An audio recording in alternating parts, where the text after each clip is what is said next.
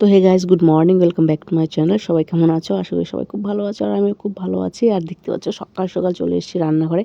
সকাল সকাল বলতে এখন বাজে হচ্ছে তোমার 9:30। তো আমার ছেলের জন্য আমার ছেলের ফেভারিট ডিশ একটা বানাচ্ছি। তো এটার নাম হচ্ছে আমার, তোমরা অনেকে জানো এটার নাম কি, তবুও আমি বলছি, আমার ছেলে এটাকে বলে বিরিয়ানি। এই বিরিয়ানিটা বানানো হয় কালকের রাতের ভাত, মানে আজকে সকালের বাসি ভাত দিয়ে বিরিয়ানি বানাচ্ছি। তো আমার ছেলে খেতে না খুব ভালোবাসে এই ভাতটা। মানে কী করতে হয়, একটু পেঁয়াজ লঙ্কা ফোড়ন দিয়ে, কালো জিরা ফোড়ন দিয়ে একটু ভেজে দিতে হয়। তো খুব ভালো খায় আর কি, খেতে ভালোবাসে, তো খায়। তো দেখতে পাচ্ছ আমার, মানে কী বলবো, আর এখানে মানে উনুনে রান্না হচ্ছে। আমাদের 1 মাসের মতো হয়ে গেল উনুনে রান্না করছি, কারণ গ্যাস শেষ হয়ে গেছে। যদিও মানে মাসে মাসে আমরা গ্যাস ভরতে পারি না, আর 1.5 মাসের মতো চলে যায়। আর যদিও মানে শেষ হয়ে গেলে না, সাথে সাথে ভরতে পারি না, মানে টাইম লাগে আর কি, যার জন্য উনুনে রান্না করতে হয়। আর উনুনে রান্না করে না মানে ঘরের অবস্থা খুব খারাপ হয়ে গেছে। দেখতে তো ছাই চারদিকে পড়ে আছে, ছাই কালি, মানে রান্নাঘরের টিনের অবস্থা তো খুবই খারাপ হয়ে গেছে কালিতে। আর বেড়াগুলোও একদম কালি। আর রান্নাঘরে যা কৌটো মোটো আছে, মশলার কৌটো, তেলের শিশি টিশি, বয়াম টয়াম, সব কিছু না কালি কালি আর চিটচিটে ভাব। যদিও 1 সপ্তাহ পর পর পরিষ্কার করি, তবুও চিটচিটে কালি কালি হয়ে যায়। আর যাদের বাড়িতে উনুন আছে তারা বুঝতে পারবে ঘরের ভেতরে থাকলে আর কতটা অসুবিধা হয়। এর জন্য আর কি। আর দেখতে পাচ্ছি উনুনটা, যে আমি দেখতে পাচ্ছি উনুনটা জাল দিচ্ছি, সামনের মুখটা দিয়ে না উনুনের সামনে জায়গাটা হয়ে গেছে অনেকটা ফাঁকা, যার জন্য কী হয়, নাড়া যায় না, হাতে খুব তাপ লাগে এই সাইডে, নাড়তে পারছি না আর কি। এখানে না মা একটা পাথর দেয়, পাথরটা যে কোথায় রেখেছে আমি খুঁজেই পাচ্ছি না পাথরটাকে। তো মাকে, মা যখন রান্না করে তখন পাথরটা দিয়ে নেয় আর কি, তো তাপটা কম লাগে। আর আমি উনুন থেকে না অনেক দূরে আছি, অনেক দূরের থেকে নাড়ছি, কারণ কী হয়েছে, যে খড়িগুলো দিচ্ছি না, খড়িগুলো পুড়ছে আর ফুটে ফুটে বের হচ্ছে আগুন। তো কালকে কী হয়েছে, আমার পায়ের মধ্যে একটা এসে লেগেছে, এর জন্য ভয়ে না অনেক দূরে বসে আছি, দিচ্ছি না আর কি, সামনে যাইনি। আর কালকে না আমাদের এখানে, মানে কালকে আমাদের বাড়িতে একটা ব্যাপার হয়ে গেছে। ব্যাপার হয়েছে কি, কালকে সন্ধ্যা টন্ধ্যা দেওয়ার পর সবাই ঘরে গল্প করছিলাম। আর আমাদের কুয়ার পাড়ে যে লাইটটা আছে ওটা সবসময় মানে বন্ধই থাকে রাত্রেবেলা, যখন দরকার পড়ে আমাদের, মানে প্রয়োজন পড়ে তখন জ্বালিয়ে পেছনের দিকে যাই, তাছাড়া বন্ধ করে রাখি। তো যাই হোক, সন্ধ্যা টন্ধ্যা দেওয়ার পর ঘরে সবাই গল্প করছিলাম, আমি মা বোন সবাই গল্প করছিলাম। তো হঠাৎ করে না শুনতে পেলাম কি, মানে কেউ একটা ঢিল মারলো, মানে ঠাকুর ঘরের চালে ঢিলটা এসে পড়েছে। তো ভাবলাম হয়তো বাচ্চা কাচ্চা বা কেউ কিছু ঢিলটা মারতে পারে, বা লেগে যেতে পারে ভুলবশত কোনো কারণে, হতেই পারে মানুষের অনেক কিছু, মানে যাই হোক। তো এই কথা বলে না, তারপরে যে এতটা গুরুত্ব দিলাম না। তারপরে দেখি কি, আবার একটা ঢিল পড়লো, তখন একটা বড় পাথর, সাথে গুড়ি গুড়ি কয়েকটা পাথর এসে না ঢিলটা পড়লো ঠাকুর ঘরের একদম বারান্দার মধ্যে। তারপরে সাথে সাথে বের হলাম, বের হয়ে লাইটটা জ্বালিয়ে দেখলাম এদিক সেদিক, তো কিছু দেখতে পেলাম না। তারপরে দেখে আবার ঘরে চলে এলাম। তারপরে দেখি হঠাৎ করে আরেকটা ঢিল বড় পাথরের, তখন মানে এই একটা বড় পাথরের ঢিল পড়েছে। ওই ঢিলটা পড়েছে কি রান্নাঘরের চালে। তো তারপরে মানে টোটাল 3টা ঢিল পড়েছে। তো ভাবলাম কে রে, তখন তো একটু খোঁজাখুঁজি এদিক সেদিক খুঁজে খুঁজে দেখলাম যে ফরেস্টের মধ্যে, দেখলাম যে ফরেস্টের মধ্যে কেউ লুকিয়ে টুকিয়ে আছে নাকি, ভয়ে পেলাম। তার মধ্যে মাঝে মধ্যে একটা চোর আসে। তো ভাবলাম ওই চোর ছেলেটাই, আবার ওই চোরটাই নাকি ঢিল টিল দিল। তো জঙ্গলে আবার লাইট টাইট মেরে দেখলাম, কিন্তু না, দেখি জঙ্গলে কেউ নেই।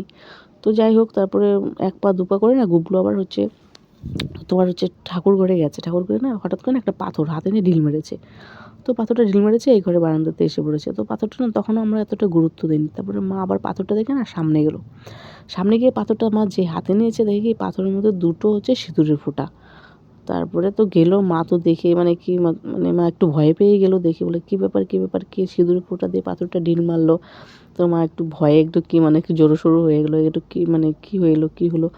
তারপরে এখন মা ভাবলো যে না, রান্নাঘরে পাথরটা আছে, এই ঘরে মানে রান্নাঘরে চালের পাথরটা আছে, ওটা কী করে পাওয়া যায়, ওটা না পড়লে না হবে, নিশ্চয়ই ওই পাথরটাতে আবার কী না কি আছে। তো যাই হোক, তো রাত চলে গেল আর কি, ভয়ে ভয়ে আতঙ্কে আতঙ্কে কাটলো। কী ব্যাপার, মা চিন্তা খালি, কে দিল এইভাবে, কী করলো, যে সিঁদুর পুরোটা দিয়ে কে ঢিলটা দিল, কে ঢিলটা দিল। তো যাই হোক, সকালবেলা রাত্রেবেলা তো রান্নাঘরের চাল থেকে পাথরটা পাড়া যায়নি। তো সকালবেলা বাবা না পাথরটা বেড়েছে। তো ওই মানে, তো পাথরটা পেড়ে দেখলো যে ওই পাথরটার মধ্যে না আবার সবুজ রঙের 2টো ফুটো, সবুজ রঙের 2টা ফোঁটা দিয়েছে। মানে ভালো সবুজ রঙের, মানে পাথরের 2 দিকে 2টা মানে ফোঁটা। ওই পাথরটা বড় সাইজের, ওই পাথরটা ছিল আবার সাদা রঙের। আর রাত্রে যে পাথরটা মানে দিয়েছিল ওটা একটু কালচে কালচে ভাব, মানে সাদা কালচে ছিল। আর রান্নাঘরের চালেরটা থেকে যেটা বেরিয়েছে পাথরটা, ওই পাথরটার মধ্যে একদমই সাদা ছিল, ওই সাদার মধ্যে সবুজ রঙের 2টা ফোঁটা। তো মা দেখে তো আরও ভয় পেয়ে গেলো, কী ব্যাপার, কী ব্যাপার, কে কী করলো, কে কিনলো। মানে মার মানে ভয়ের থেকে আর যাচ্ছে না, মনের থেকে ভয়টা যাচ্ছে না, কী হলো, এই কে কী করলো আমার বাড়িতে, কে কী করলো। তো আমি বললাম, মা এইসব কথা চিন্তা করো না, ছেড়ে দাও।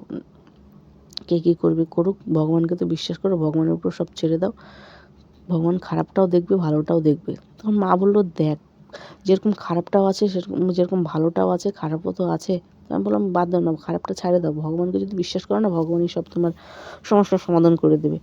তবু না আমার ভয়টা যাচ্ছে না।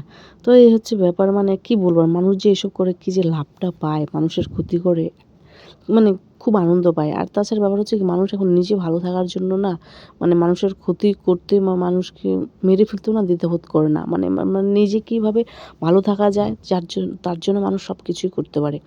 এই হচ্ছে ব্যাপার। আমি তো বিশ্বাস করি কর্মের, মানে কর্মফলে খুবই বিশ্বাস করি। মানুষ যেমন কর্ম করবে তেমনই ফল পাবে। কর্মের উপরে সব নির্ভর করে। তো এটা হচ্ছে ব্যাপার। তো আমার ভাজাটা প্রায় হয়ে গেছে, আর একটু ভাজতে হবে। এই মানে মানে রাইসটা ফ্রাই করতে গেলেও না মানে ঝামেলা, অনেকক্ষণ ধরে ভাজতে হয়। নাহলে আবার একটু ভিজে ভিজে থাকলে, নরম নরম নরম নরম থাকলে খেতে ভালো লাগে না। তো এদিকে দেখো ছেলেকে খেতে দিয়েছি দুধ বিস্কুট, এই দেখো ফেলে রেখে কেমন করে চলে যাচ্ছে, কোনো রকম খেয়েছে আর খায়নি। দুধ রয়েছে বাটির মধ্যে, কয়েকটা বিস্কুট খেয়েছে, আর খেয়ে দিয়ে চলে গেছে, এখানে পড়ে গেছে। দেখো এরকম মানে ফেলে চড়ে কী হয়েছে না, ও না দুধও খেতে চায় না। কী যে হয়েছে, মানে রোজান দুধ নেই আধা কেজি করে, মানে হাফ লিটার, কিন্তু ও না খেতেই চায় না, ফেলে চটে মানে জোর জবরদস্তি করে খাওয়াতে হয়। তো মাঝখানে হরলিক্স খাওয়ালাম, একটা হরলিক্স তো কোনো রকমে খেলো, তারপর আরেকটা হরলিক্স নিলাম, ওটা আর খাওয়াতেই পারলাম না, অর্ধেক খেয়েছে আর খাওয়াতেই পারলাম না।